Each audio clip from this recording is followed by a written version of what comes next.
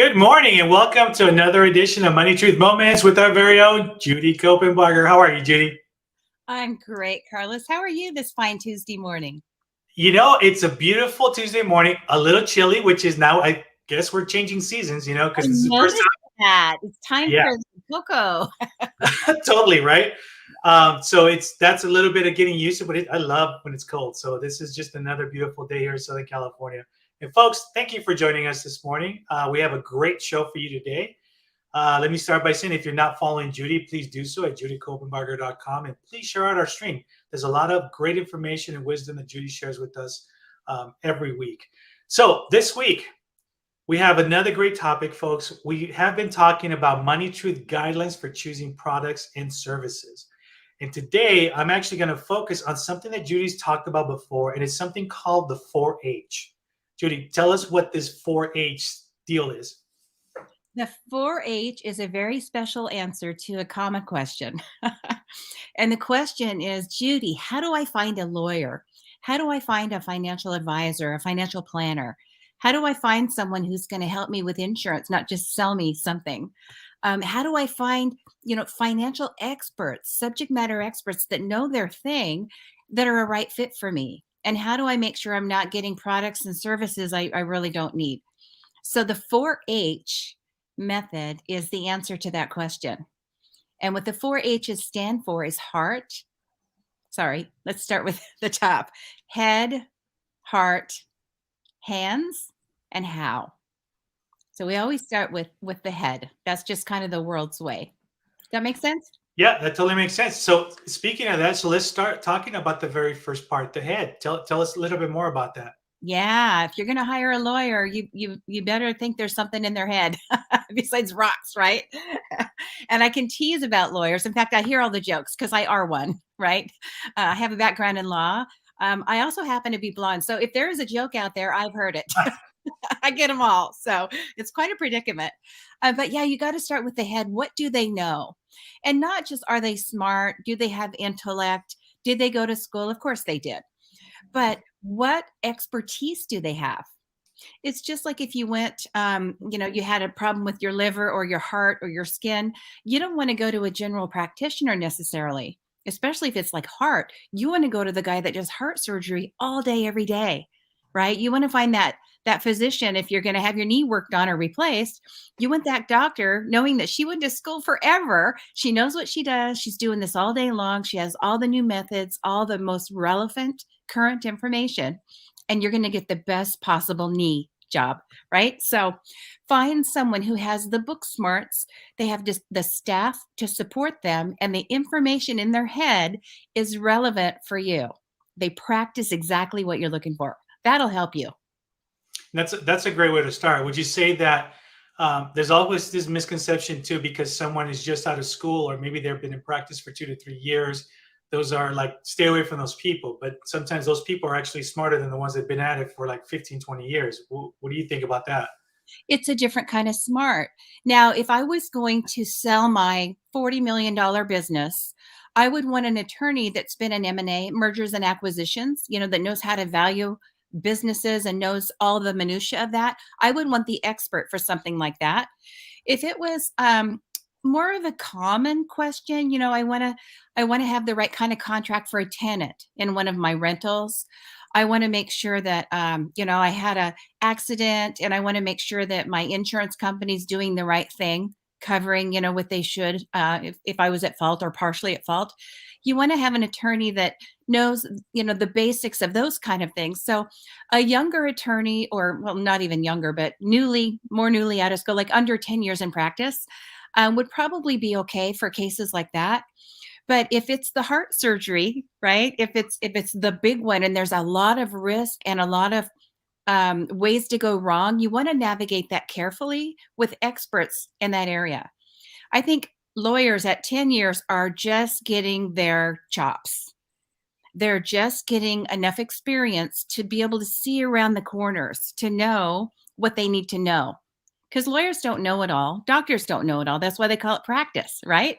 They're practicing, but what they know how to know, and they know who to know to get the right answers to adequately care for you, to adequately advocate for you. So I think 10 years is a bare minimum. If you've got a serious issue, I think you need at least a 20-year attorney or a firm that has those available for the head knowledge. Mm.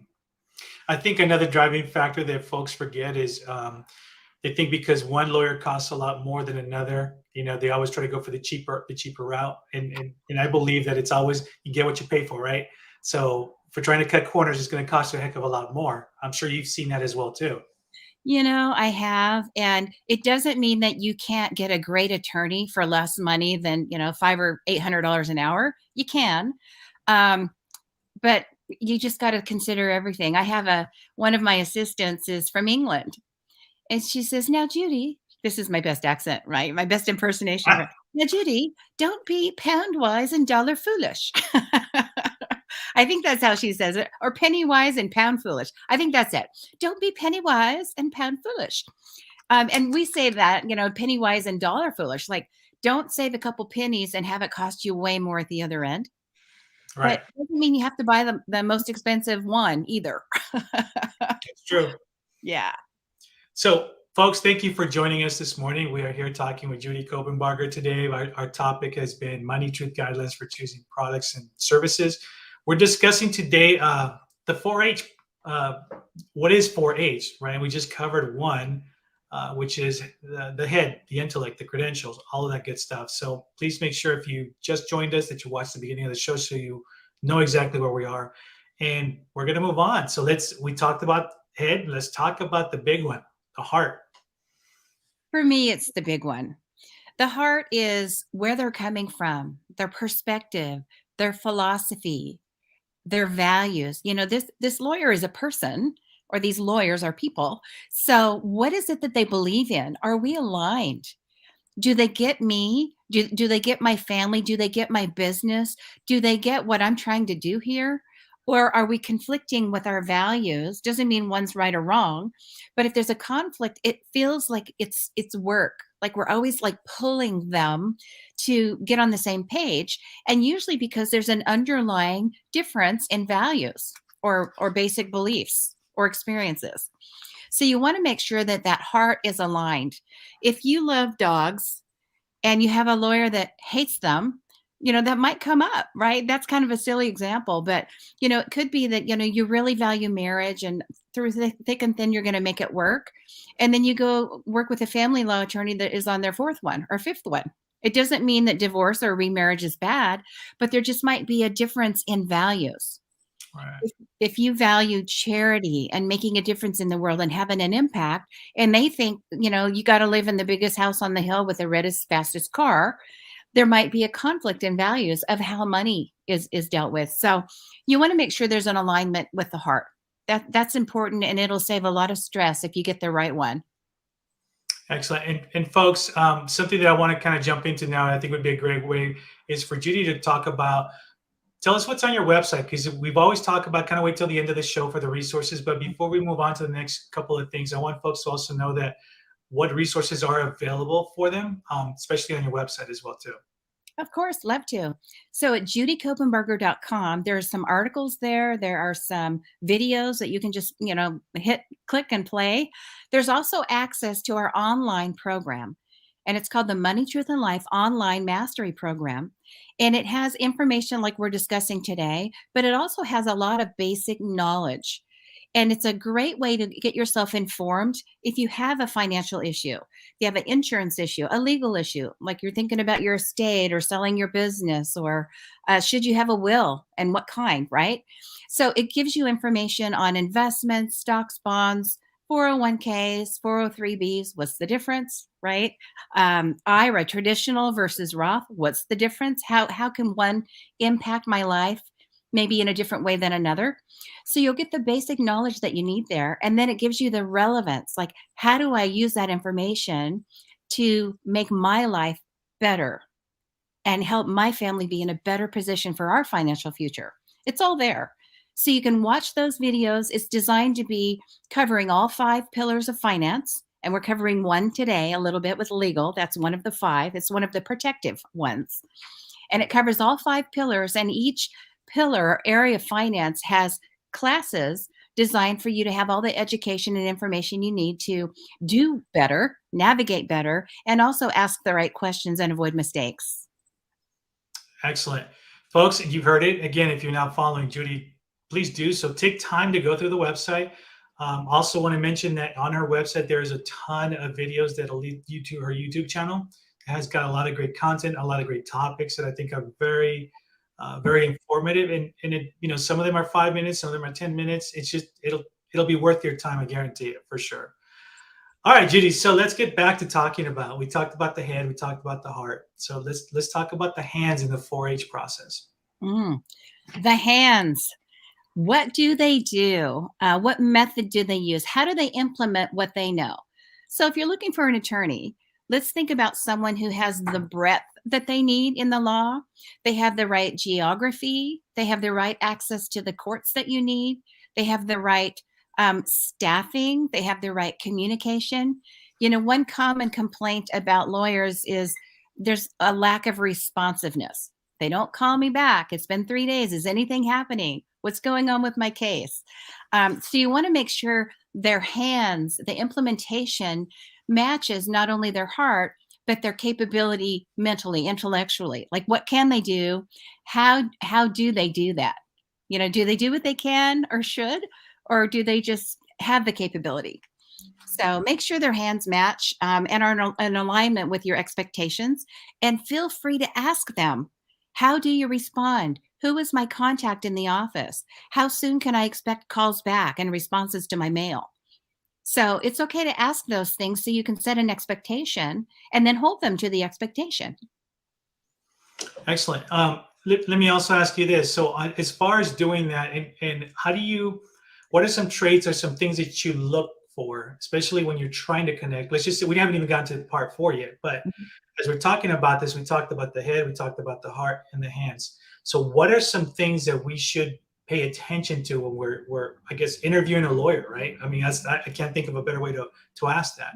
That is, I'm talking to Judy, who's a lawyer. What are some key things in my mind, or a little list that I should have, you know, to kind of figure out if this is the right fit or not? But I'll tell you what, before, I'm trying to think if I should ask you this after the 4th one or not. So let's go with number 4, and then I'll get back to this as well. How's that? Okay. So on the 4-H, we have the last step, which is the how. Tell us the how. Right. The how. The how is the process. Understand their process. Always know, what are our next steps? What is the plan? What is the blueprint? Where is the map? What's the template for what we're doing? It really is so silly for attorneys, or really any professionals, to just kind of do for you because they know better. They just do for you. Why not explain the process? Why not give them the set of music? I mean, they're the orchestrator, or they're the orchestra conductor, right? Why not share the music? Here's where we're going. Here are the parts we're going to use at different areas in the music to make this beautiful song together, right? Why not share the music? Here's the map. Here's what we're going to be doing. And most professionals don't do that. I don't know why. They don't take the time. They don't care. They don't communicate. But it's so easy to say, here's the process you can expect. Now, you know, with courts particularly, you never know the timing, especially the last couple of years. Everything's been, you know, kicked down the road. But here's the process. Right now, we're on number 2 of 8 things we need to do. When we get to number 3, there are things we're going to need from you. And then we'll let you know how the case is going, or we'll let you know how the planning is going. It's so simple to do that. I think if the process, when you're vetting an attorney, if the process is very clear and transparent to you, you're going to have a lot more peace of mind. You're going to know there's something happening right now. We're waiting, or they're doing something that I can't see. It's like underwater. And then it pops back up again. But that expectation is so important for clients to have. So that's one of the things that I would probably include in the vetting.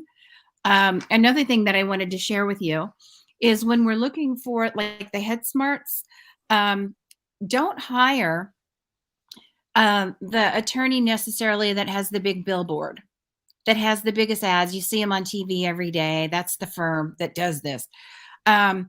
Those ads are very costly. Doesn't mean that they're bad attorneys or they don't have the capability, but those are sometimes millions of dollars months, millions of dollars years that they're spending. So it's got to come from somewhere. Common sense, where's it going to come from? Probably fees, right? Fees or the percentage they take from a case if it's a litigation.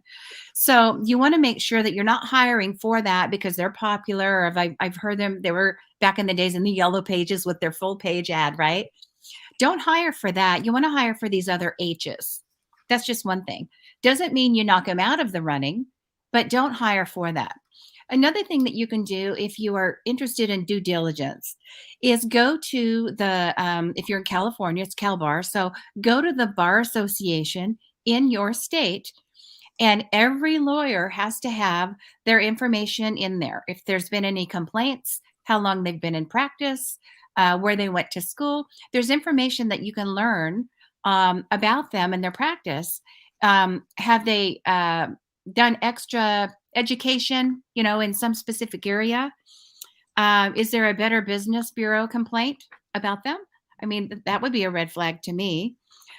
Always important to check referrals. And I think the best way to find any kind of subject matter expert that's going to serve you is to check with other people who've used them and are happy with their experience rather than looking at the ads or looking at the, you know, testimonials. A lot of those, they Right. might not be paid, but they're paid, right?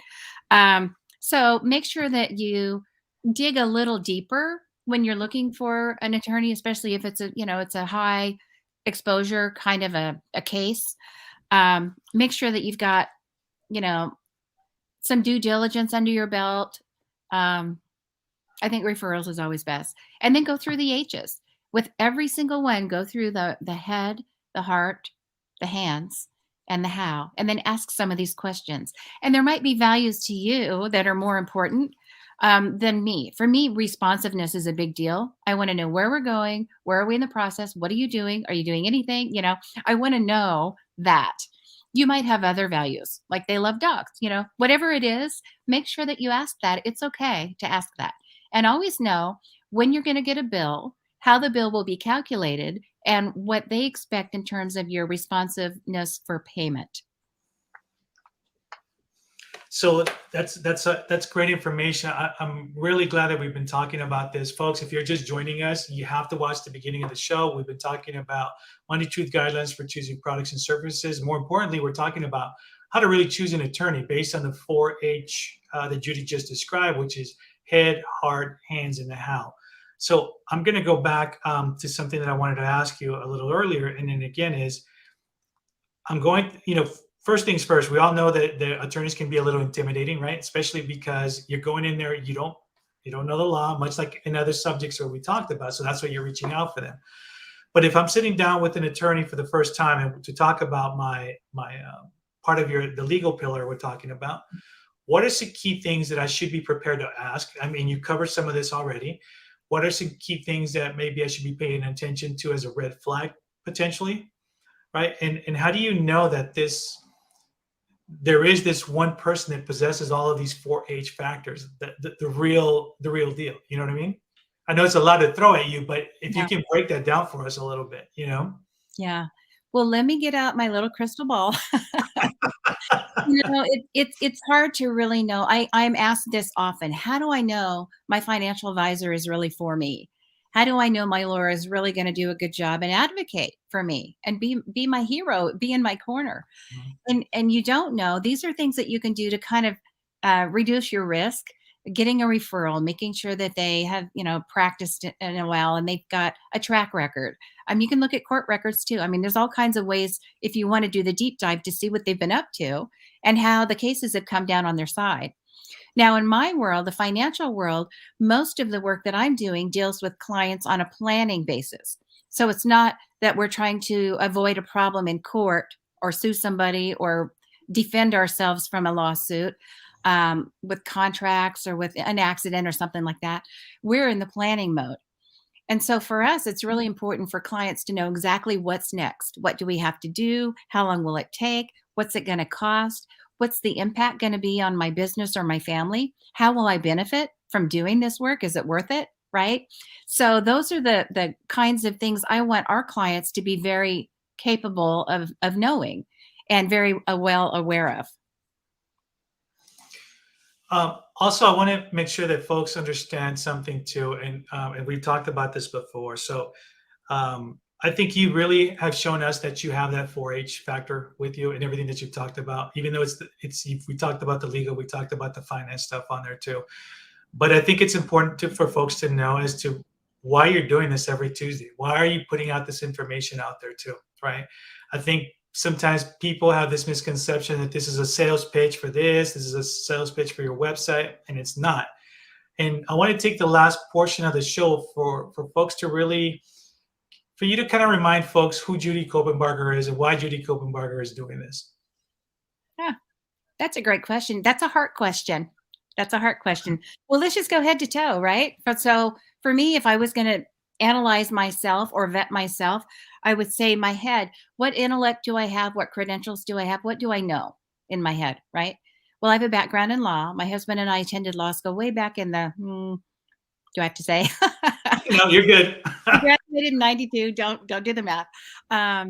And so we've been doing this, mostly trust work, estate planning work, protecting families, helping them go through the process of death and incapacity, planning for that. So less goes to tax, less goes to the court process. So we've been doing that for quite a while.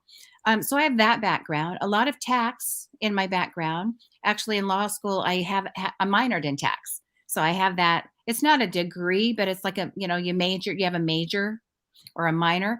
I guess it would be a major in law school. And then I have a CFP background. So a CFP is a certified financial planner. And if you're looking for someone who will holistically or collaboratively plan for you financially, that would be a great place to start. There are a lot of great CFPs out there. To have that designation, you have to have gone to at least undergrad. You have to have a college degree. Most financial advisors don't. It doesn't mean they don't know what they're doing, but I think it's another good, box to check. So they went to college, they finished something, and then there's a lot of work after your undergraduate degree that you do. And you have to have expertise and prove it with exams and training in law, in tax, in financial management of accounts, in economics, everything to do with finance. So a CFP is a great way to go. I have that. Another thing that really speaks more to heart and intent is the credential of the AIF. That's an accredited investment fiduciary.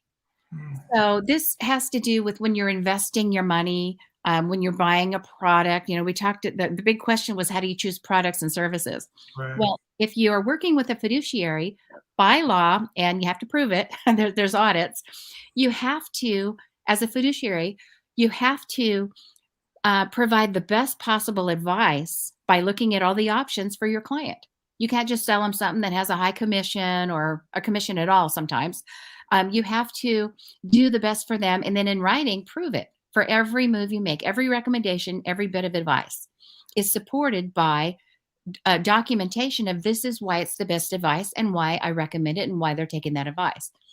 So that's in my background, and it kind of speaks a little more to the heart than the head, probably, but it is a credential that you have to earn and do a lot of work to get. So those are some of the things that I have done.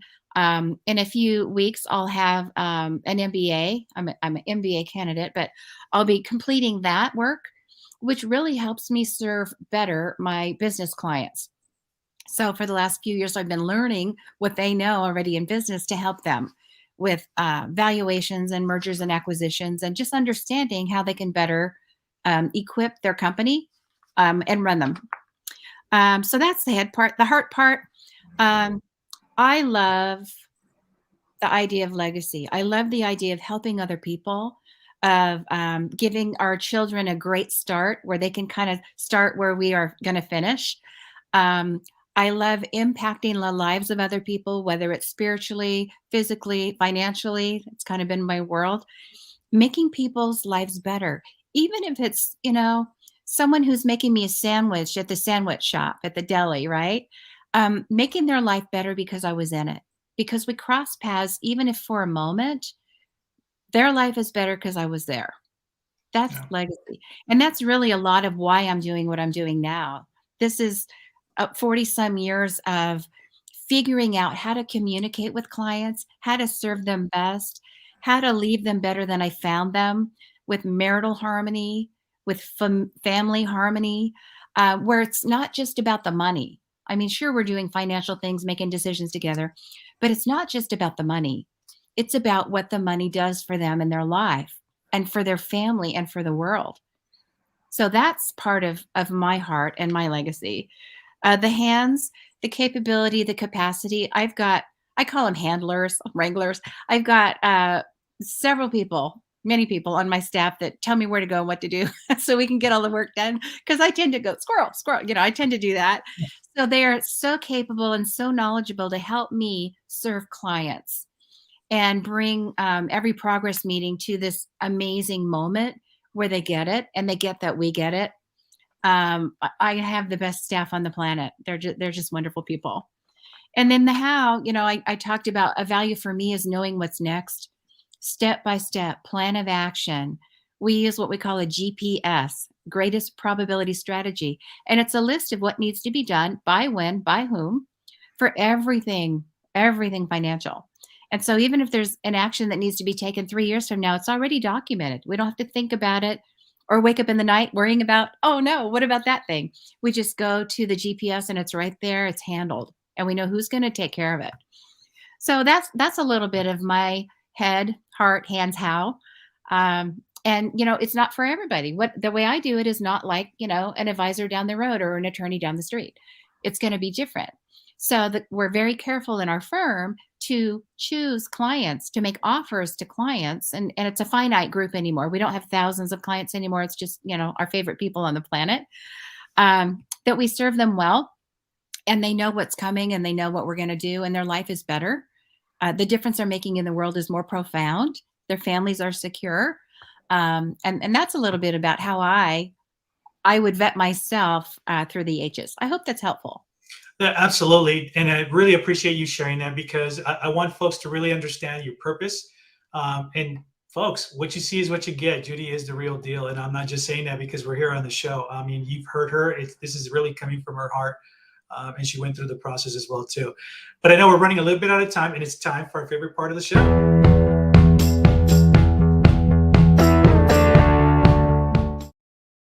Our Money Truth Moment Challenge.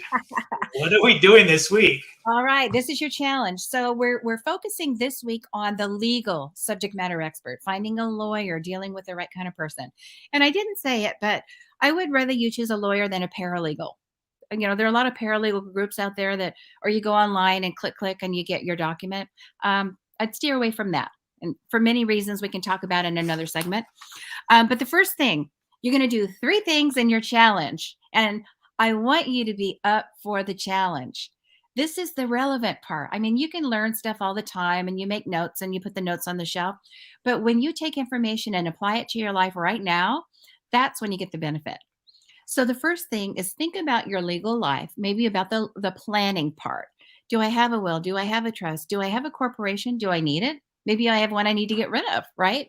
I'm starting a business. How do I set up that entity? So find an area in your life where there might be a gap in your legal planning. Number 2, make a list of to-dos. What should I do about that? What do I need to know? Who do I need to talk to? Should I review some documents that are in my safe or my bottom desk drawer?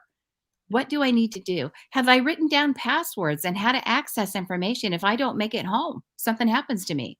How's my spouse or how are my children going to find the documents they need? Do they even know the phone number of my subject matter experts? So things like that. Think about, if there is a gap, what am I going to do about that? Make your list of to-dos. And number 3, prioritize those to-dos and pick one to do something about this week before Sunday night at 5:00. One of them. That's your challenge. So legal gap. What am I going to do? What am I going to do right now? That's your challenge. Good luck. All right. Awesome. You've heard it, folks. I want to thank you guys for joining us again today. Remember, we're here every Tuesday morning at 8 a.m. If you're just joining us, please watch the beginning of the show. It's well worth your time. A lot of great wisdom shared today. And make sure that if you're not following Judy, do so at judycopenbarger.com. Judy, any last parting words? Well, always make it a great, amazing week. And just think about your own vetting. If somebody was going to vet you and hire you, or even if they're just vetting you to be their friend, think about what you're putting out into the world with your head, your heart, your hands, and your how. That might be worth a cup of coffee or a cup of tea to think about how people perceive you and how you exchange with them. Make it a great week. Awesome. Judy, always a pleasure. I will see you next week. Take care, folks, and thanks for joining us.